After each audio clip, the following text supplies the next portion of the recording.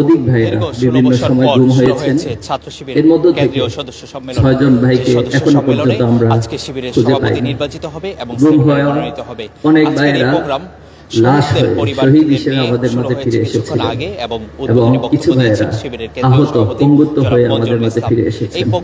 ইসলামী ছাত্র শিবিরের জয়পুরহাট জেলা শাখার সাবেক সভাপতি আবুজর গিফারি ভাই, যাকে জালিম সরকার গুম করে পায়ে গুলি করে তার পাকে পঙ্গু করে দেওয়া হয়েছে, পাকে কেটে ফেলা হয়েছে।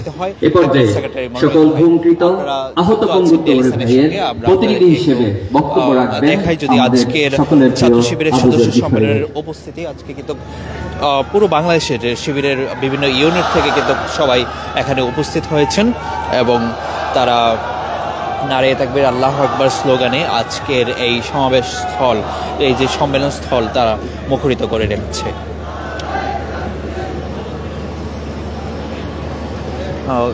এখন বর্তমানে কিন্তু শুরুতেই কিন্তু শহীদদের যে পরিবার আছেন জুলাই বিপ্লবের, সেই শহীদদের পরিবারের সদস্যরা কিন্তু বক্তব্য রাখছেন। বক্তব্যের মধ্য দিয়ে কিন্তু শুরু হয়েছে আজকের এই সম্মেলন। আজকের এই সম্মেলন কিন্তু 2টি সেশনে বিভক্ত করা হয়েছে। প্রথম সেশনে যারা মেহমান আছেন তারা কথা বলছেন এবং দ্বিতীয় সেশনে কিন্তু সরাসরি কার্যনির্বাহী যারা সদস্য আছেন তারা 2টা থেকে শুরু হওয়া সেশনে তারা কথা বলবেন। আমরা একটু দেখানোর চেষ্টা করছি আজকের অনুষ্ঠানে আমন্ত্রিত যারা অতিথিরা এসেছেন তাদেরকে একটু দেখানোর চেষ্টা করছি এবং এর মধ্যেই কিন্তু শিবিরের যেই সদস্যরা সবাই কিন্তু এসে উপস্থিত হয়েছেন, আপনারা দেখতে পাচ্ছেন। অসংখ্য শহীদের রক্তস্নাত কাফেলা বাংলাদেশ ইসলামী ছাত্র শিবির কর্তৃক আয়োজিত আজকের এই দর্শক আপনারা যুক্ত আছেন ডেইলি সানের সঙ্গে। আমরা যেমনটা শুরুতে বলেছিলাম যে ছাত্র শিবিরের আজকে কিন্তু কেন্দ্রীয় সভাপতি নির্বাচিত হবে, নতুন কেন্দ্রীয় সভাপতি, এবং প্রতি বছর ডিসেম্বরের 31 তারিখে কিন্তু এতদিন অনলাইনে এই সংগঠনের সদস্য কেন্দ্রীয় সভাপতি নির্বাচিত হয়েছে। এবার কিন্তু প্রথমবারের মতো এবার কেন্দ্রীয় সভাপতি নির্বাচিত হচ্ছে প্রকাশ্যে এই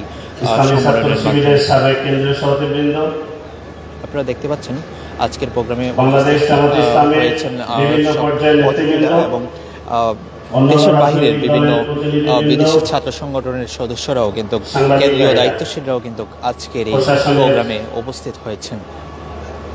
দায়িত্বপ্রাপ্ত ভাইরা, দর্শক শিবিরের যে সদস্যরা রয়েছেন 10,000-এর অধিক পুরো বাংলাদেশের সদস্যরা রয়েছেন, সেই সদস্যদের সরাসরি প্রত্যক্ষ ভোটে কিন্তু কেন্দ্রীয় সভাপতি নির্বাচন করা হবে। সেই কেন্দ্রীয় সভাপতি আজকেই শপথ নেবেন। সেই সাথে কেন্দ্রীয় সভাপতি নির্বাচনের পর কেন্দ্রীয় সাধারণ সম্পাদক সেক্রেটারি জেনারেল, যেটা শিবির বলা হয়, তাকে কিন্তু মনোনয়ন দেওয়া হবে। মনোমুগ্ধকর আয়োজনের মাধ্যমে সদস্য সম্মেলন আয়োজন করার এবং এত বড় একটি মহতী অনুষ্ঠানে কবুল যিনি করেছেন তার দরবারে সিজদাবনত চিত্তে তার দেয়া নিঃশ্বাস প্রশ্বাসের সকল শক্তি উজাড় করে মহান রবের শুকরিয়া আদায় করছি। সকলে বলছি আলহামদুলিল্লাহ। শুকরিয়া আদায় শুনে কিন্তু মনে হলো না আপনারা এখানে এসে খুশি হয়েছেন। প্রিয় ভাইরা, শিবিরের যারা সাবেক সদস্য হয়েছে অথচ সদস্য সম্মেলনে আসার সুযোগ হয়নি, ফেসবুক খুলেন, তাদের আহাজারিগুলো পড়েন, তাহলেই বুঝতে পারবেন শিবিরের কেন্দ্রীয় সদস্য সম্মেলনে আসাটা, এখানে জায়গা করে নেওয়াটা কতটা সৌভাগ্যের। প্রিয় ভাইরা, সেই সৌভাগ্য থেকে, সেই কাঙ্ক্ষিত অবস্থান থেকে আল্লাহর শুকরিয়া আদায়টা পছন্দ হলো না, এজন্য আবারও জোরে সোরে শুকরিয়া আদায় করছি আলহামদুলিল্লাহ। দরুদ ও সালাম সেই মহান নেতার প্রতি যার আদর্শ বাস্তবায়ন করার জন্য ইসলামী ছাত্র শিবির বাংলার জমিনে প্রতিষ্ঠিত হয়েছে 1977 সালের 6 ফেব্রুয়ারি। সেই মহান নেতার প্রতি সংক্ষেপে দরুদ ও সালাম সকলে বলছে সাল্লাল্লাহু আলাইহি ওয়াসাল্লাম। শহীদ ভাইদের আত্মার মাগফিরাত কামনা করছি। আহত পঙ্গুত্ব বরণকারী ভাইদের জন্য আল্লাহ তাআলার কাছে উত্তম জাযা কামনা করেই আমি দুইটি কথা বলি, আমার কথা শেষ করব ইনশাআল্লাহ।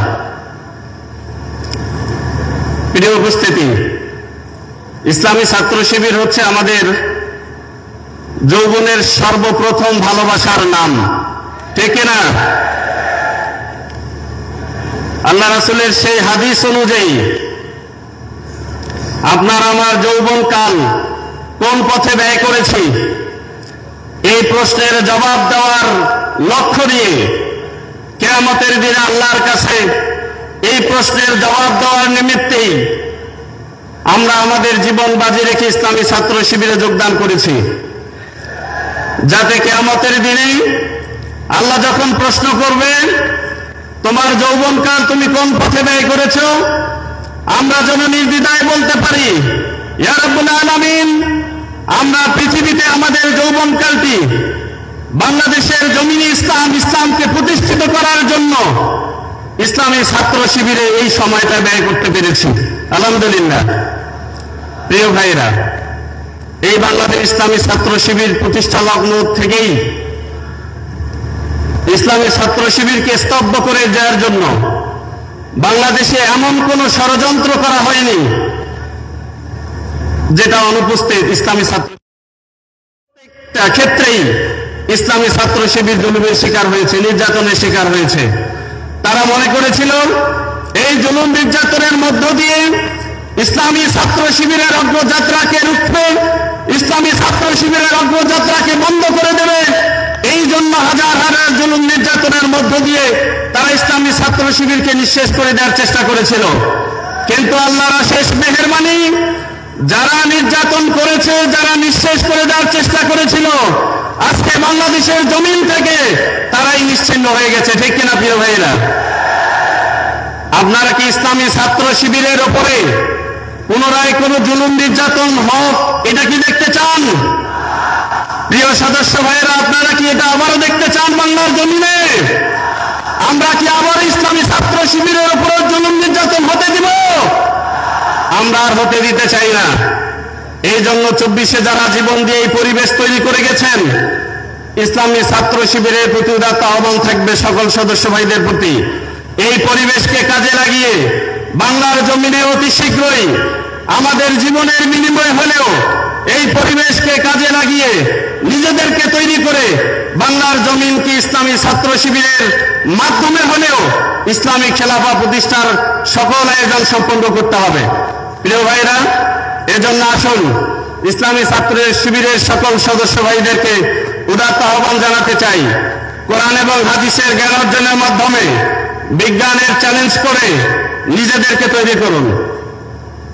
নিজেদেরকে এমন ভাবে তৈরি করতে হবে যাতে সকল ইসলামী ছাত্র শিবিরের সুমহান আদর্শ সৌন্দর্য সকল স্তরে, সকল জায়গায়, সকল মানুষের কাছে সে স্পষ্টভাবে ফুটে ওঠে। এটাও একটা বড় দাওয়াতি কাজ। তাই আজকের এই প্রোগ্রাম থেকে সকলকে উদাত্ত আহ্বান জানাই, আসুন আমরা সকলে ঐক্যবদ্ধ হয়ে এই বাংলার জমিনটাকে রক্ষা করি, নতুন করে এই বাংলাদেশ গড়ার জন্য ইসলামী ছাত্র শিবিরকে সবাই সহযোগিতা করি, এই উদাত্ত আহ্বান জানাচ্ছি। সর্বশেষ আজকের এই প্রোগ্রামে আমাদেরকে দাওয়াত দেওয়ার জন্য অন্তরের অন্তঃস্থল থেকে ইসলামী ছাত্র শিবিরকে ধন্যবাদ জানাচ্ছি। আসলে এই প্রোগ্রামে আসার পরে ভিতরের যে কি অবস্থা এটা বোঝাতে পারবো না। আলহামদুলিল্লাহ, একটা জান্নাতি পরিবেশ। আল্লাহ রাসূল সাল্লাল্লাহু আলাইহি সাল্লাম বলেছেন জান্নাতে একটা বাজার থাকবে, সেই বাজারে জান্নাতীদের সাক্ষাৎ হবে, মোলাকাত হবে, কথাবার্তা হবে, আড্ডা হবে সেখানে। আজকে ঠিক ওই হাদিসটির কথাই মনে হচ্ছে। প্রিয় ভাইরা, আল্লাহ তাআলা যেন জান্নাতে ঠিক এভাবেই আমাদেরকে বসে থাকার, একত্রে থাকার সুযোগ যেন দান করেন, এই আশাবাদ আল্লাহ তাআলার কাছে কামনা করছি। সকল আহত শহীদ ভাইদের উত্তম জাযা আল্লাহ তাআলার কাছে কামনা করেই আমার নিজের জন্য, সকল আহত ভাইদের জন্য দোয়া আছে। আমার কথা এখানেই শেষ করছি। আসসালামু আলাইকুম ওয়া রাহমাতুল্লাহি ওয়া বারাকাতুহু।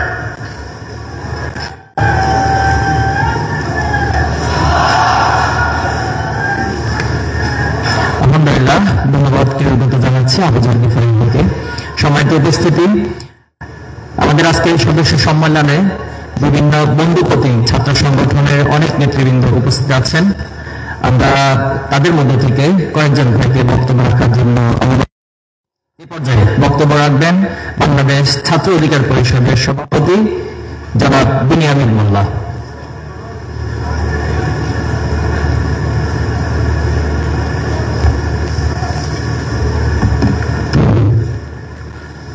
أعوذ بالله من الشيطان الرجيم بسم الله الرحمن الرحيم قل جاء الحق وزهق الباطل إن الباطل كان زهوقا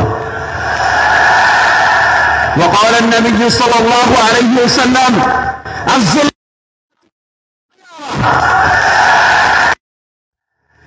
শিক্ষা অধিকার প্রগতির মূল কোটা সংস্কার আন্দোলনের অগ্নি সংগঠন, রাজপথের শ্রম ঘাম রক্ত জোগাড় পরশে বেড়ে ওঠা সংগঠন বাংলাদেশ ছাত্র অধিকার পরিষদের পক্ষ থেকে যুগ যুগ ধরে বাতিলের স্টিমুলারে নির্যাতিত নিষ্পেষিত ছাত্র সংগঠন, শিক্ষার্থী তথা গণমানুষের অধিকার আদায়ের প্রতিবাদের অগ্নিস্ফুলিঙ্গে রসদ যোগানো ছাত্র সংগঠন বাংলাদেশের ইসলামী আন্দোলনের অন্য বাংলাদেশ ইসলামী ছাত্র শিবিরের এই সদস্য সম্মেলনে আজকে আমন্ত্রণ জানানোর জন্য শুভেচ্ছা জানাচ্ছি। মহান রব্বুল আলামিন কোরআনে পাকে বলেছেন কুল জাআল হক, হে নবী আপনি বলুন সত্য এসেছে, ওয়াজহাকাল বাতিল মিথ্যার পরাজয় হয়েছে, ইন্নাল বাতিলা কানা যাহুকা নিশ্চয় মিথ্যার পরাজয় হয়েছে, পরাজয় হয়েছে। আমরা দাম্ভিকতা, আমরা ঢাকা বিশ্ববিদ্যালয় থেকে বক্তব্য দিয়েছি, আমরা বলেছি ফেরাউনের পতন হয়েছে, নমরুদের পতন হয়েছে। আপনি জুলুম করছেন, অত্যাচার করছেন, লুটপাট করছেন, মানুষের অধিকার হরণ করছেন, আপনার পতন হবে, আপনি সাবধান হন। কিন্তু তিনি সাবধান হয়নি। আজকে তাকে বাংলাদেশ থেকে ছাত্র জনতার পরিবারের মুখে, রক্ত জীবনের পরিবারের মুখে তাকে পলায়ন করতে হয়েছে। নবী সাল্লাল্লাহু আলাইহি সাল্লাম বলেছেন আয-যুলমু যুলমাতুন ইয়াওমাল কিয়ামাহ, জুলুম কিয়ামতের দিন অন্ধকার হয়ে দেখা দেবে। সেই সুদূর কিয়ামত তো অনেক পরের কথা, ইহকালে এখন এই জালেমরা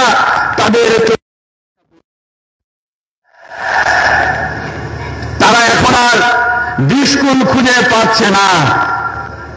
বাংলাদেশ ইসলামী ছাত্র জাতীয়তাবাদী ছাত্র সংগঠনের সাথে ছাত্র অধিকার পরিষদের সাথে ছাত্র শিবিরের সম্পর্ক খুবই সুদৃঢ় এবং খুবই সহযোগিতামূলক।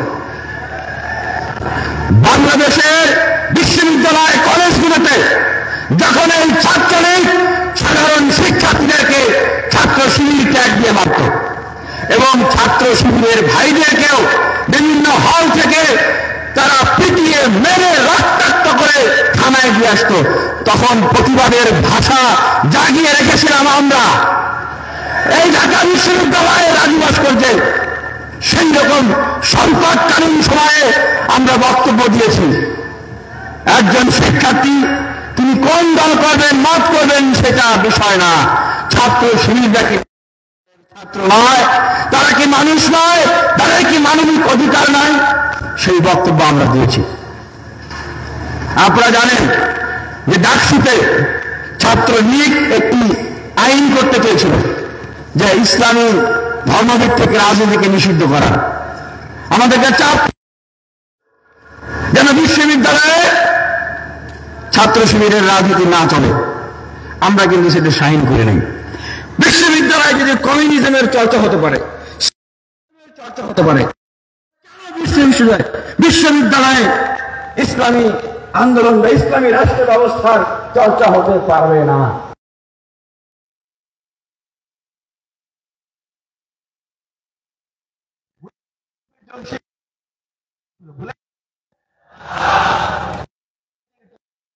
বিশ্ববিদ্যালয়ে কর্মসূচি দিয়েছিলাম,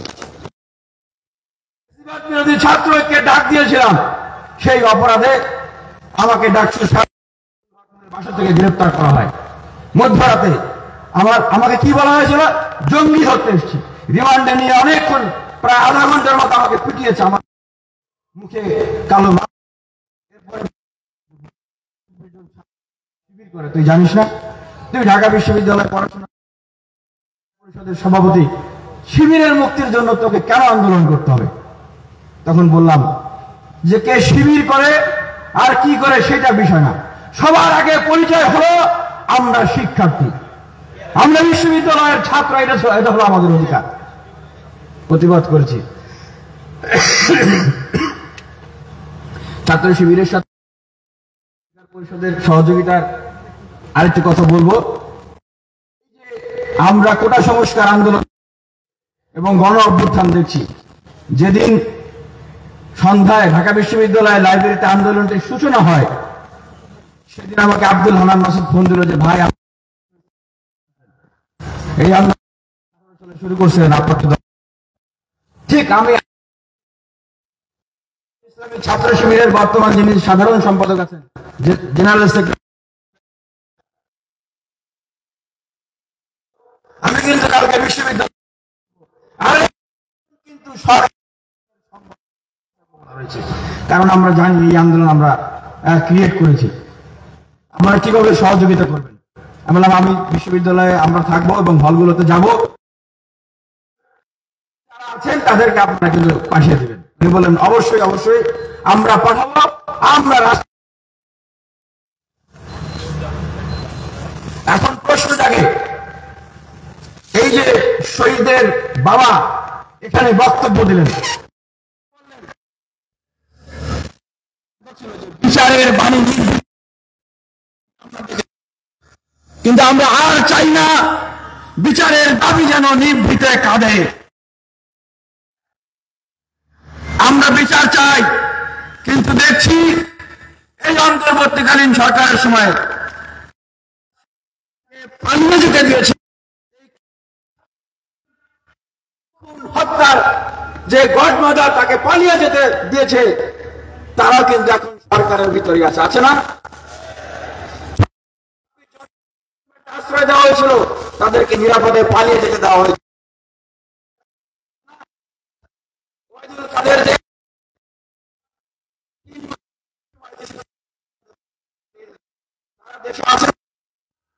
আছে কিনা দেখা যাচ্ছে। ঢাকা বিশ্ববিদ্যালয়ে যে ঘৃণা স্তম্ভ তৈরি করা হয়েছিল, সেই ঘৃণা স্তম্ভ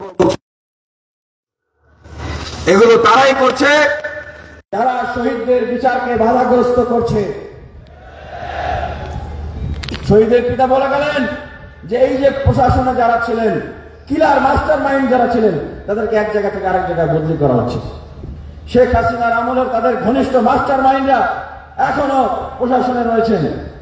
শেখ হাসিনার সাথে যারা বলেছিল ব্যবসায়ীরা, আমরা জীবনেও শেখ হাসিনার সাথে আছি, মরণেও শেখ হাসিনার সাথে আছি, হাজার হাজার কোটি টাকার লস হয়ে গেলেও আমরা শেখ হাসিনার কিছু ছাড়বো না। তার মানে কি অন দ্য রেকর্ড তারা এই গণহত্যার সহযোগিতা করেছে। তাদের কয়জনকে গ্রেফতার করা হয়েছে এখনো আমরা কিন্তু দেখছি না। অথচ আমরা দেখছি নির্বাচন কমিশন বলছেন যে আওয়ামী লীগকে নিষিদ্ধ না, তাদের নির্বাচনে আসতে বাধা নাই। আমরা স্পষ্টভাবে বলতে চাই যে বিচারের আগে, তাদের বিচারের আগে কোনোভাবেই